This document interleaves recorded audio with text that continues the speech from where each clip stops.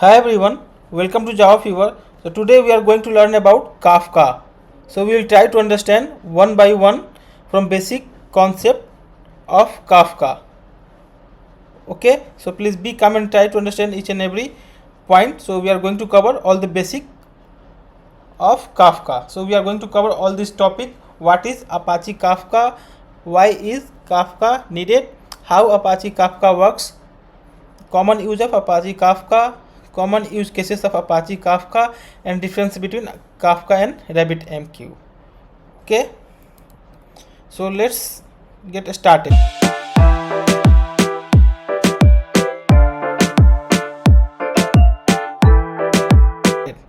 So what is Apache Kafka? So Kafka is an open source messaging system that was created by LinkedIn and later donated to the Apache Software Foundation. It's built to handle large amount of data in real time, making it perfect for creating systems that respond to events as they happen. So this is created by LinkedIn and later it donated to Apache Software Foundation. And it support POP-SOP mechanism or you can say event driven architecture. POP-SOP, that means the publisher subscriber model. Okay, Kafka organized data into categories called topics. Okay, so it organize data into topics. Okay, so producer, there is two concept in Kafka, which is producers and consumers. So producer, that means the apps that send data, and producer, that means the that store data. Consumer, that means the app that read data. Kafka ensure that the system is reliable and can keep working even if some parts fail. Okay, so there is fault tolerance facility in Apache Kafka. So if somewhere it is failing, so there is a backup plan for failure. Okay, so we are going to see why is Kafka needed. So with businesses collecting massive volumes of data in real time, there is a need for tools that can handle this data efficiently. Kafka solves several key problems. Okay, real-time processing, fault tolerance, scalable, event-driven architecture. So these are the features of Apache Kafka. Okay, because of that, most of the companies use Apache Kafka for event-driven architecture. Okay, there are multiple use cases of Apache Kafka. So we are going to see why Kafka needed. So real-time processing. So Kafka is optimized for handling real-time data streams, allowing businesses to process and act on data as it happen. So fault tolerance, there is a facility, there is a properties of fault tolerant. Kafka ensure that even if parts of the system fails, data won't be lost, making it is a highly reliable messaging system. Okay, as scalable, Kafka scales horizontally by adding more brokers, allowing it to handle growing data loads and increasing numbers of producers and consumers. So you can increase numbers of producers and consumer. Okay, and event driven architecture. So as I discussed, so Kafka supports event driven architecture. That means Kafka powers event driven architecture, enabling systems to respond to events in real time without having to constantly pull off changes. Okay, so we are going to understand why Kafka needed. Okay, so before Kafka, if you don't want to use Kafka, so how can we develop our application? So here we have there is a user, okay, which is sending order. Okay, and order microservices is processing the order. Okay, there is a database with the order microservices. Okay, so after taking the order microservices will send the request for payment. Okay, so there is a microservices, payment microservices, which also contains a database. Okay, so payment microservices is responsible to done the payment of your user. Okay, if you are placing any order, like if you are using Swiggy or Zomato, okay, so you are trying to place any food order, okay, so order microservices will take order and it will process to payment microservices to for completion of your payment. Okay, so this is a small application. We have taken two microservices and both are using databases. So like this we can design and we can develop the our application without Kafka. Okay, but why Kafka needed? Okay, so if millions of records, millions of orders you are getting, okay, at the same time, so that will be difficult to handle with the help of two microservices. So in between, so there is a in between, so in between the order microservices and payment microservices we can put one broker, so that broker can take request from order microservices and send the response to payment microservices. Okay, and again it will payment microservices can communicate to your Kafka or any broker. Okay, so here if I'm saying broker, that means the here broker means Kafka server. So we are going to use Kafka server as a broker. So see, in this next slide we are using here Kafka. Okay, so we are taking order, and after taking the order,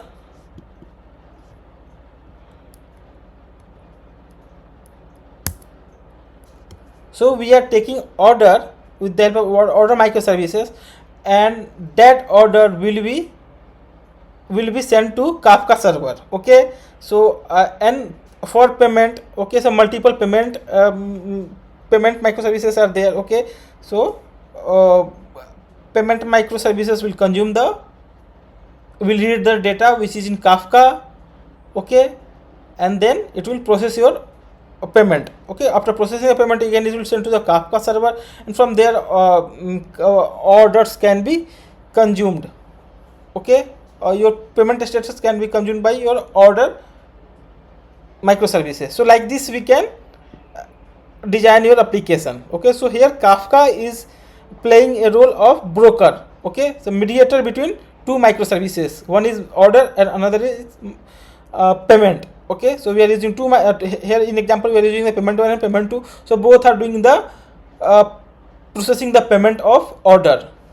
So and now we are going to understand how Apache Kafka works internally. So Apache Kafka moves data from one place to another in a smooth and reliable way. Here how it works in simple terms we are going to understand.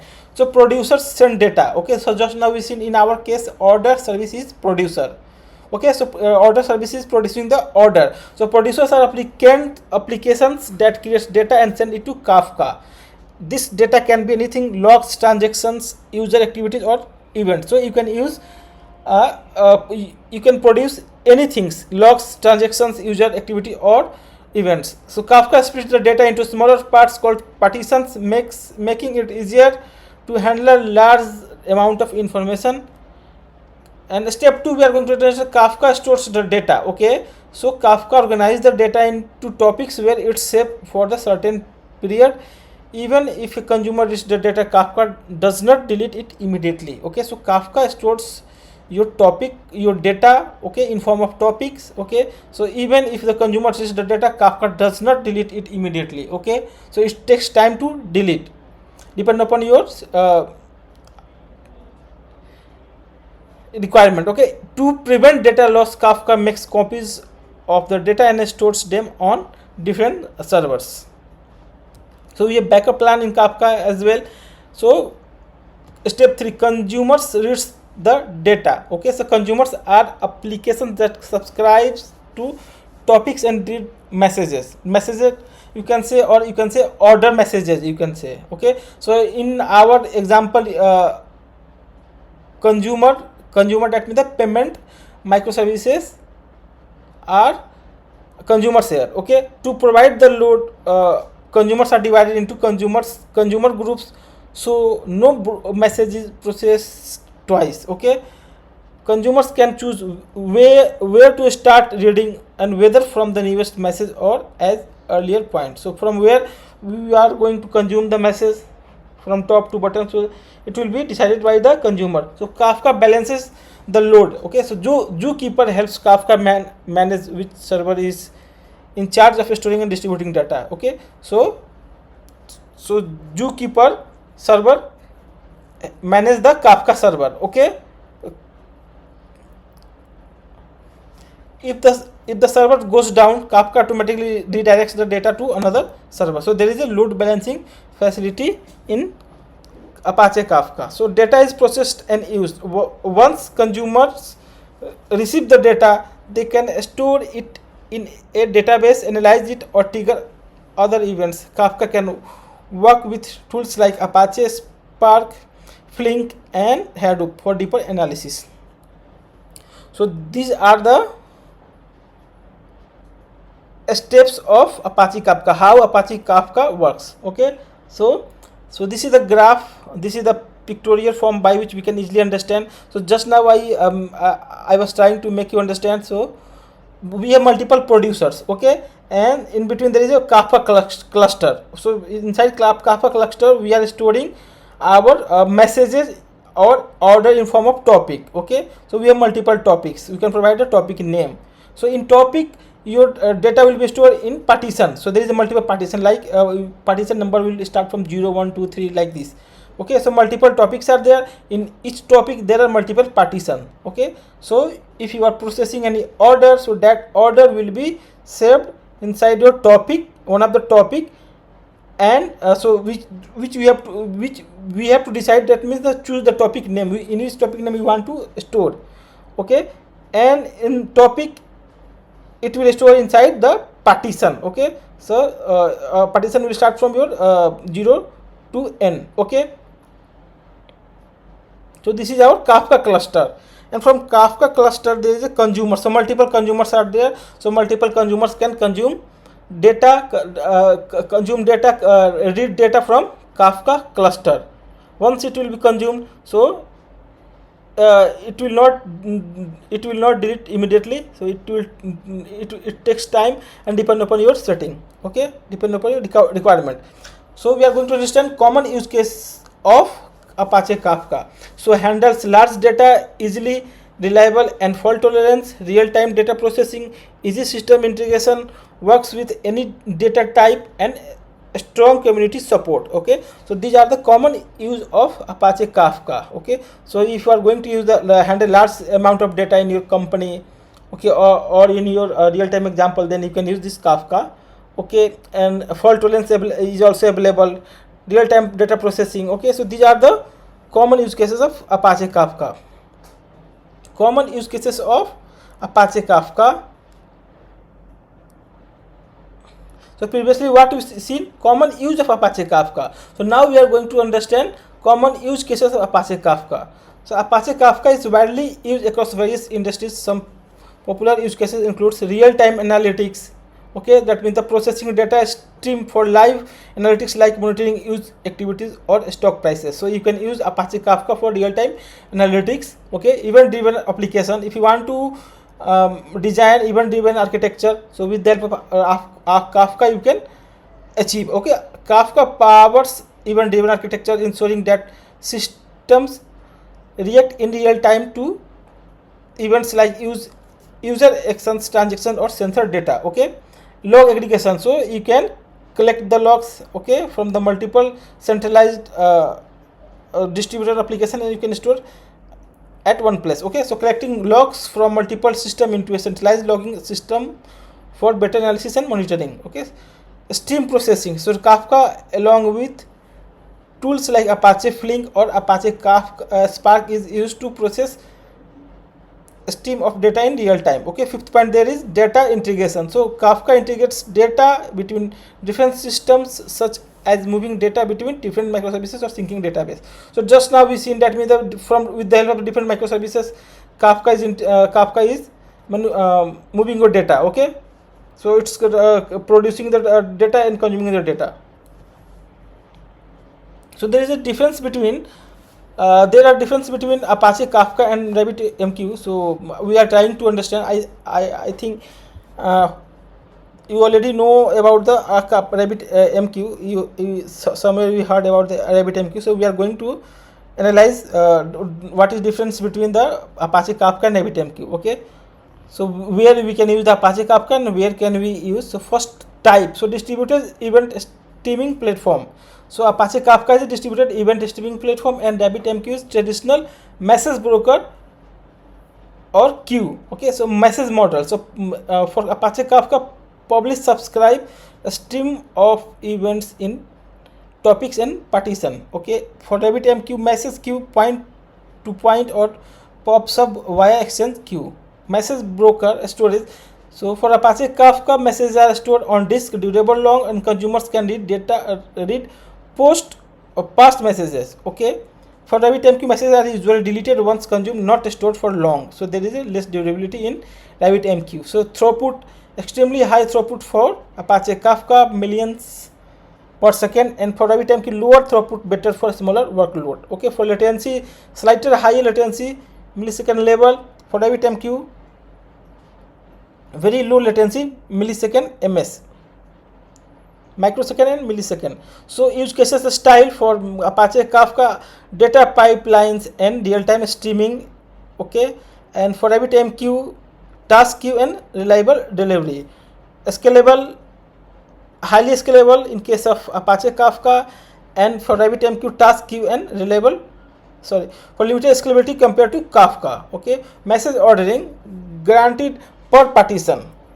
In case of Kafka, in case of RabbitMQ, ordering within a queue but harder in complex routing. For durability, in case of Apache Kafka, strong durability, and for RabbitMQ, it's a less durable. Protocol, custom binary protocol, high performance, and for RabbitMQ, AMQP, advanced message queuing protocol, HTTP, and MQTT. So best fit, that means in which case you can use Kafka and in which case you can use RabbitMQ. So event streaming, analytics, real-time monitoring, you can use Apache Kafka. So real-time example, Netflix and Uber both are using Apache Kafka. For RabbitMQ, task distribution, background jobs, request response, workflows. So in this scenario you can use RabbitMQ. So I hope you understood all the points. Which I covered in entire video. I was trying to make you understand the basic of Apache Kafka. So what is Kafka? How can you use Kafka? Use case of Kafka. Where can you use, and difference between RabbitMQ and Kafka? Okay, and we discussed. We trying to understand with the help of the architecture what we are using previously and how we are using with the help of the Apache Kafka. So I hope you understood all the points. If there is any doubt, please let me know in comment section. Thanks for watching. Bye everyone.